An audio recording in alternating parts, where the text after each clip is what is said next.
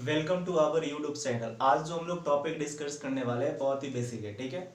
तो है क्या हो, यूनिट एंड मेजरमेंट। तो यूनिट एंड मेजरमेंट का अभी बहुत बेसिक बेसिक चीज़ें देखेंगे, ठीक है। धीरे धीरे एक एक करके आगे बढ़ेंगे, ठीक है। तो स्टार्ट करते हैं। क्या देखने वाले हम लोग, यूनिट एंड मेजरमेंट, ठीक है। Unit and measurement. तो जैसा कि अभी हमने बोला, बहुत ही बेसिक चीज़ें अब आज देखेंगे। तो पहले क्या, यूनिट एंड मेजरमेंट किसके अंदर आता है? फिजिक्स के अंदर। फिजिक्स में हम लोग फिजिक्स के कुछ क्वांटिटीज का यूनिट भी होता है और उसको मेजरमेंट भी कर सकते हैं। कुछ फिजिकल क्वांटिटी होते हैं, उसको क्या कर सकते हैं, मेजरमेंट भी कर सकते हैं। तो सबसे पहला बेसिक क्या चीज़ें निकल के आया कि फिजिक्स क्या होता है। फिजिक्स के अंदर ही तो ये सब चीज़ें बढ़ेंगे। तो पहले तो हमें समझ में आना चाहिए कि फिजिक्स होता क्या है, ठीक है। तो पहले किसको हम लोग डिफाइन करने वाले हैं? फिजिक्स को डिफाइन करने वाले हैं। तो देखो क्या होता है, पहले किसको डिफाइन करेंगे? फिजिक्स को। फिजिक्स होता क्या है, ठीक है। तो सिंपल सा देखो, फिजिक्स क्या है? एक साइंस का ब्रांच है, ठीक है। It is a branch of science in which study about nature and its law. मतलब ये साइंस का ब्रांच है जिसके अंडर हम लोग क्या जानते हैं, नेचर और उसके कुछ लॉज होते हैं, उसके बारे में हम लोग स्टडी करेंगे। इतना ही बात समझ में। तो इसको इस तरीके से डिफाइन कर सकते हैं, it is branch of science, branch of science, ठीक है, in which study about, in which study about nature and its law, and its law. इतना है बात समझ में। जैसे अभी हमने बोला, एक ब्रांच है साइंस का जिसके अंदर क्या करते हैं, नेचर और इसके कुछ लॉज को हम लोग जानेंगे। इतना ही बात समझ में। तो लॉज को जब जानेंगे तो कैसे, मतलब कैसे लॉ बनाएंगे? नेचर के बारे में स्टडी करेंगे और फिर उससे कुछ लॉज बनाएंगे। तो किस तरीके से करेंगे वो थोड़ा पहले समझ लेते हैं। जैसे अगर लॉज अगर बनाने हैं तो क्या होगा, पहला पहला पॉइंट लिखते हैं पहले, फिर समझाते हैं। पहला क्या, इवेंट। मतलब लॉज बनाने तो कुछ ना कुछ इवेंट हो रहा होगा। जैसे बारिश हो रहा है, बारिश हो रहा है तो इवेंट ही तो है। अब बारिश क्यों हो रहा है, कैसे हो रहा है, नियम बनाने, लॉज बनाने, तो फिर किस तरीके से करेंगे? तो बारिश हो रहा है मतलब क्या, इवेंट। उसके बाद क्या, अगर जो लॉ बनाने वाला है उस बारिश को क्या करेगा, ऑब्जर्व करेगा। आई बात समझ में। तो दूसरा क्या होगा, इवेंट हो रहा है तो क्या, ऑब्जर्वेशन करेगा उसको। ऑब्जर्वेशन एक एग्जांपल के थ्रू समझने की कोशिश कर रहे हैं, ठीक है। एक इवेंट हुआ, इवेंट मीन्स एक एग्जांपल हमने लिया, बारिश हो रहा है, तो उसको क्या करेंगे हम लोग, देखेंगे, ऑब्जर्व करेंगे, ठीक है। अब देखो बारिश होता क्यों है, बारिश होता क्यों है, प्रेशर टेम्परेचर का कुछ वेरिएशंस होंगे इन्वायरमेंट में, ठीक है। और ये बारिश होना मतलब क्या, नेचुरल फिनोमिना है। इतना बात आई समझ में।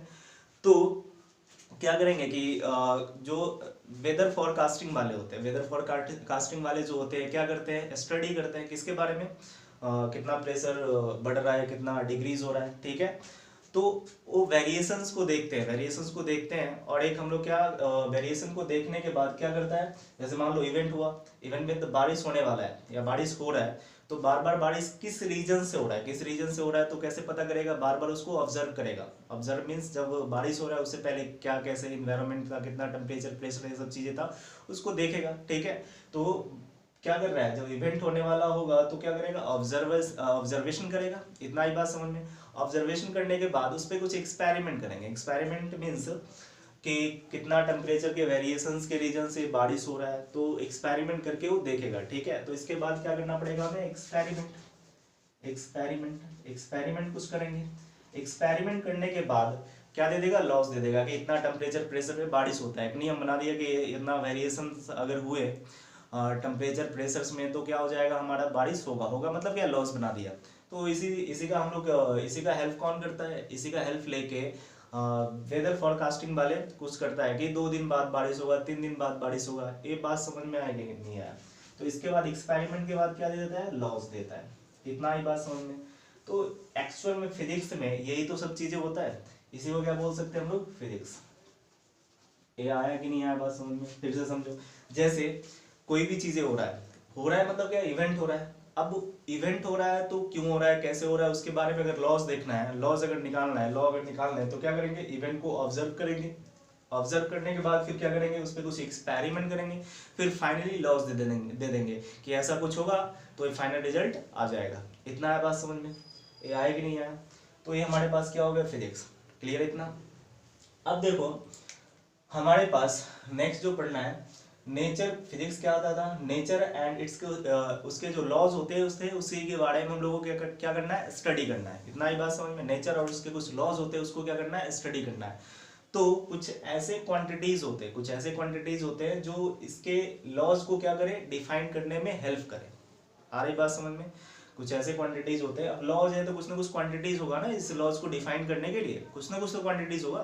ठीक है, तो कुछ ऐसे क्वांटिटीज होते हैं जो फिजिक्स के लॉज को क्या करें, डिफाइन करने में हेल्प करता है। उसको क्या बोलते हैं हम लोग, फिजिकल क्वांटिटी। बात समझ में आ रही है, एक दूसरे से जुड़ा हुआ है। तो अब जो नेक्स्ट जो टॉपिक देखेंगे हम लोग क्या देखेंगे, फिजिकल क्वांटिटी। फिजिकल क्वांटिटीज क्या होता है इसी के बारे में स्टडी करेंगे। ठीक है, तो फिजिकल क्वांटिटी सिंपली बोल सकते हो ऐसे क्वांटिटीज जो फिजिक्स के लॉ को डिफाइन करने में क्या करे, हेल्प करे। आ रही बात समझ में। फिजिक्स के लॉज को डिफाइन करने में क्या करे, हेल्प करे, उसको क्या बोलते हैं हम लोग, फिजिकल क्वांटिटीज बोलते हैं। इतना क्लियर है। तो नेक्स्ट हम लोग डिफाइन करने वाले हैं फिजिकल क्वांटिटी। क्या चीज है, फिजिकल क्वांटिटीज। ठीक है, फिजिकल क्वांटिटीज। देखो ये होता गया। अभी जैसे मैंने बोला, देख सकते हैं इसको डिफाइन कर सकते हैं, इट इज एक्सप्रेस्ड और हेल्प अस। ठीक है, हेल्प अस किसके बारे में, इट एक्सप्रेस्ड और हेल्प अस। ठीक है, डिफाइंड लॉ ऑफ फिजिक्स। किसके बारे में, लॉ ऑफ फिजिक्स। ये क्या करता है, हेल्प करता है लॉ ऑफ फिजिक्स को डिफाइन करने में, क्या करता है, हेल्प करता है। ऐसे क्वांटिटीज को क्या बोलते हैं हम लोग, फिजिकल क्वांटिटी। बात समझ में आया। कुछ ऐसे क्वांटिटीज होते हैं जो फिजिक्स के लॉज को डिफाइन करने में क्या करे, हेल्प करे। इस टाइप की क्वांटिटीज को क्या बोलते हैं हम लोग, फिजिकल क्वांटिटी। इतना क्लियर है, इसमें कोई डाउट नहीं होना चाहिए। क्लियर है तो इसको नोट डाउन करो। ठीक है, पॉज करके नोट कर लो, फिर आगे देखते हैं। अब फिजिकल क्वांटिटी कितने टाइप होते हैं, इसके बाद क्या देखने वाले हैं। पहले तो देखो फिजिक्स क्या होता है। ठीक है, फिजिक्स में क्या करते हैं, कुछ नेचर के लॉ होते हैं उसको हम लोग नेचर और उसके लॉज को पढ़ते हैं। अब लॉज को डिफाइन करने वाला कुछ ना कुछ तो होगा, उसको क्या बोल दिए हम लोग, फिजिकल क्वांटिटी। इतना है बात समझ में। अब फिजिकल क्वांटिटी कितने टाइप्स के होते हैं उसके बारे में एक एक करके स्टडी करेंगे। क्लियर इतना, इसको पॉज करके नोट कर लो। ठीक है, कर लियोगे। ठीक है, अब देखो नेक्स्ट क्या जानने वाले हैं हम लोग, टाइप ऑफ फिजिकल क्वांटिटी। मतलब फिजिकल क्वांटिटी क्या होता है, क्लियर है। अब ये कितने टाइप के होते हैं उसको अभी देखेंगे। ठीक है, तो नेक्स्ट क्या लिखने वाले हैं, टाइप ऑफ फिजिकल क्वांटिटी। ठीक है, देखो क्या है, type of physical quantity, physical quantities. ठीक है, कितने टाइप्स के होते हैं देखो, इसको हम लोग इस तरीके से डिवाइड कर सकते हैं। पहला क्या है, फंडामेंटल फिजिकल क्वांटिटी। फर्स्ट क्या है, fundamental physical quantities, physical quantities. ठीक है, सेकंड जो है डेराइव क्वांटिटीज। सेकंड क्या है हमारे पास, डेराइव क्वांटिटीज। और लास्ट है सप्लीमेंट्री क्वांटिटीज। ठीक है, लास्ट क्या है, सप्लीमेंट्री क्वांटिटीज। ठीक है, ये तीन है टाइप ऑफ फिजिकल क्वांटिटी। कितने, कौन कौन सा होता है, फंडामेंटल फिजिकल क्वांटिटी, दूसरा क्या है डेराइव क्वांटिटी, और तीसरा क्या है सप्लीमेंट्री क्वांटिटीज। तो एक एक करके हम लोग इसके बारे में थोड़ा सा समझते हैं। ठीक है, तो देखो पहला किसके बारे में जानना है, फंडामेंटल फिजिकल क्वांटिटीज के बारे में। तो इसको समझो, जैसे कुछ ऐसे क्वांटिटीज होते हैं जो दूसरे क्वांटिटी से इंडिपेंडेंट हो, इट मींस डिपेंड नहीं करता हो। एग्जांपल जैसे देखो इस मार्कर का लेंथ है, इस मार्कर का लेंथ अगर 6 सेंटीमीटर ले लिए, सपोज इसका लेंथ कितना है 6 सेंटीमीटर है, तो टाइम के रिस्पेक्ट में इसका लेंथ थोड़ी चेंज होने वाला है। अभी जितना है 10 सेकंड बाद उतना ही होगा, 2 घंटे बाद उतना ही होगा। आई बात समझ में। इट मींस लेंथ और टाइम एक दूसरे से क्या होगा, इंडिपेंडेंट होगा। इतना क्लियर है, इंडिपेंडेंट होगा। तो इस टाइप के जितने भी क्वांटिटीज होंगे, इस टाइप के जितने भी क्वांटिटीज होगा उसको क्या बोल सकते हैं हम लोग, फंडामेंटल फिजिकल क्वांटिटी। ठीक है, और ये कितने होते हैं टोटल, 7 होते हैं। इतना ही बात समझ में। तो पहले इसको डिफाइन कर लेते हैं फिर नेक्स्ट करेंगे। ठीक है, तो देखो फंडामेंटल फिजिकल क्वांटिटी को क्या राइट कर सकते हैं देखो ऐसे कर सकते हैं, it is solely defined of physics। ठीक है, and it are independent, it are independent to each other। समझो इस बात को। क्या होता है ये जो होता है ना फंडामेंटल फिजिकल क्वांटिटी, क्या होता है फिजिक्स का सोल है। सोल मतलब समझते हो आत्मा, ठीक है। इसके बिना फिजिक्स को हम लोग पढ़ ही नहीं सकते, इतना क्लियर है। तो इसीलिए मैंने लिखा it is solely defined of physics, it is solely defined of physics and it are independent to each other. Independent to each other means क्या, एक दूसरे से क्या होता है इंडिपेंडेंट होता है। जैसे अभी हमने बोला था मार्कर का लेंथ टाइम के रिस्पेक्ट में क्या होता है इंडिपेंडेंट, मतलब मार्कर का लेंथ और टाइम क्या एक दूसरे से इंडिपेंडेंट है। तो एक एग्जांपल ऐसे राइट डाउन कर सकते हैं। एग्जांपल देखो ऐसे लिख सकते हैं लेंथ ऑफ पेन, ठीक है,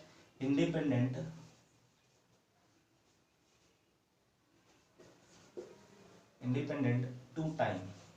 ये आई बात समझ में, independent with respect to time, ऐसे भी लिख सकते हैं विद रिस्पेक्ट टू क्या लिख सकते हैं टाइम। दोनों एक दूसरे से क्या independent.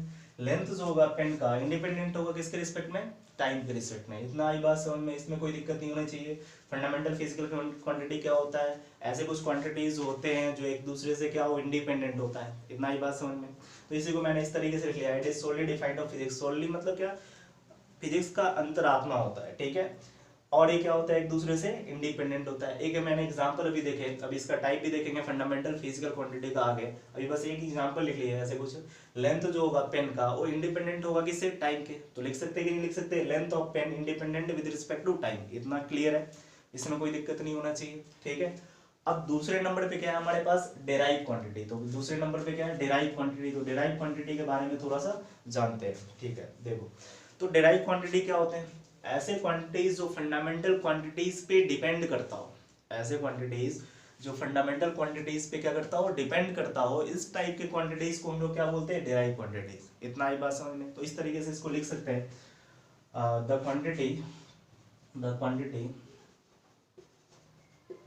quantities which are dependent on fundamental physical quantity. किस पे, fundamental physical quantity, fundamental physical quantities, ठीक है, is known as derive quantities. इसको समझाते हैं अभी। देखो क्वांटिटीज, ठीक है।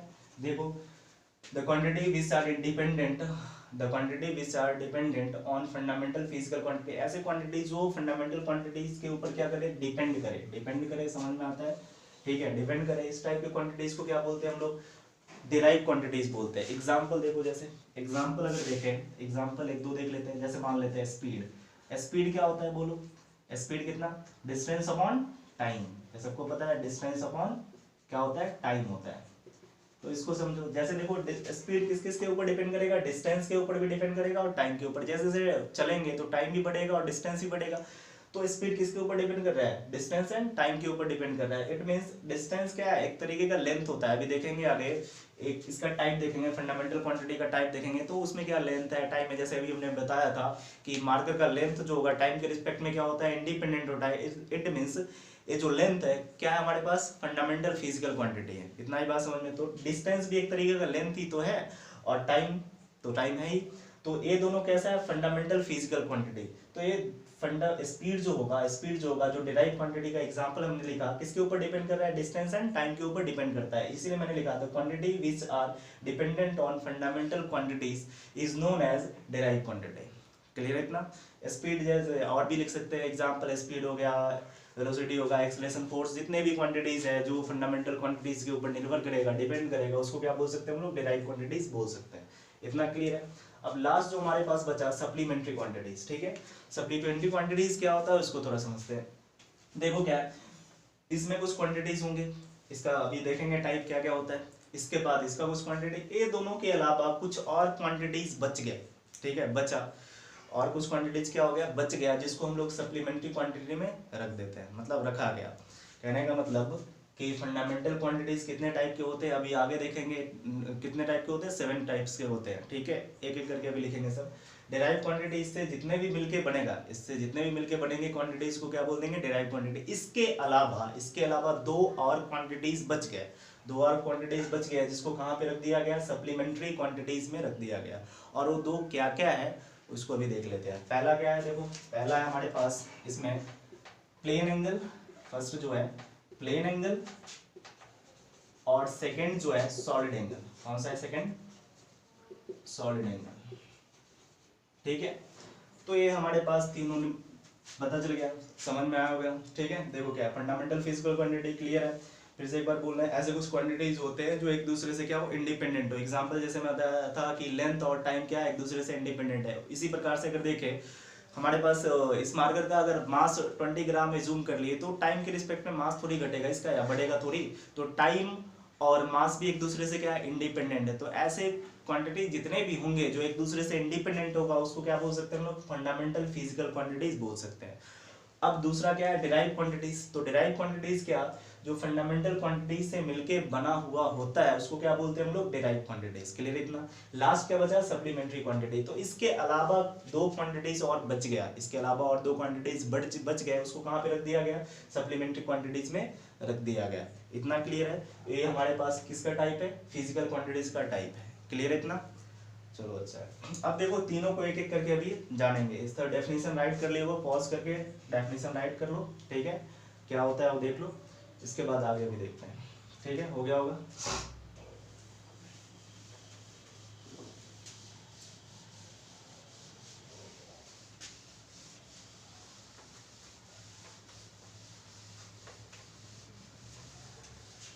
ठीक है, अब क्या देखने वाले हैं, type of fundamental physical quantity. क्या किसका टाइप देखने वाले हैं, अभी बताए थे कितने टाइप के फिजिकल क्वांटिटी थे, 3 टाइप्स के, तीनों मैंने बता दिया।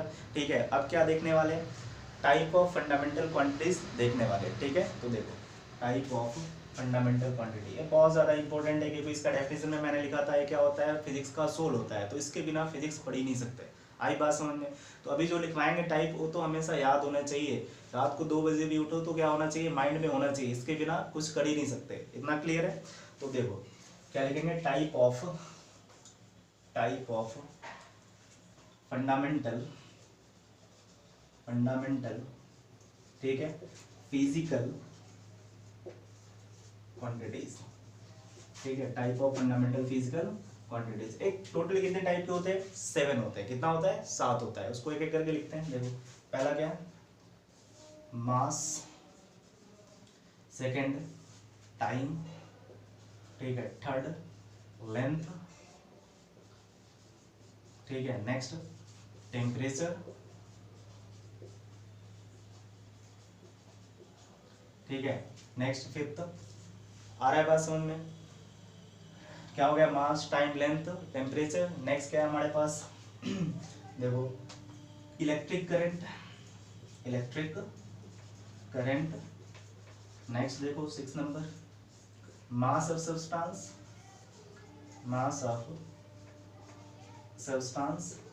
और लास्ट जो बचा लुमिनियस ऑफ इंटेंसिटी। ठीक है, लुमिनियस ऑफ इंटेंसिटी। ठीक है, थोड़ा सा समझ लेते हैं। मास तो सबको पता है, जैसे किसी भी चीज में मास और बेटा दोनों अलग चीजें होते हैं। ठीक है, तो मास तो सबको पता होता है, किसी भी चीज बॉडी का मास कितना होता है। दूसरा टाइम भी पता है। लेंथ तो समझते हो, किसी बॉडी का लेंथ विड्थ सब जो होते हैं उसको क्या बोलते हैं, लेंथ। तीसरा क्या है, टेम्परेचर। तो हॉटनेस और कोल्डनेस को जो सेंस करता है उसको क्या बोलते हैं हम लोग, टेम्परेचर। यह भी पता है। इलेक्ट्रिक करंट क्लियर है।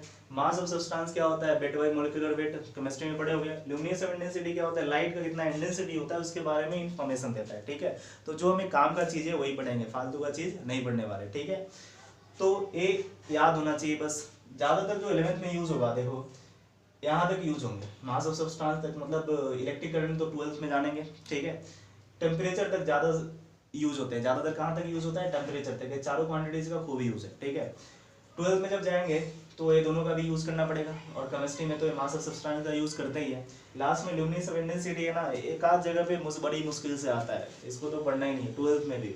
आई बात समझ, बस माइंड में इतना रख लेना है। इतने तरह के होते हैं, ये चारों तो दिमाग में होना ही चाहिए। चारों पांचों जो है, ये जो 6 टोटल है, इसको तो पूरा 100% माइंड में रखो हमेशा।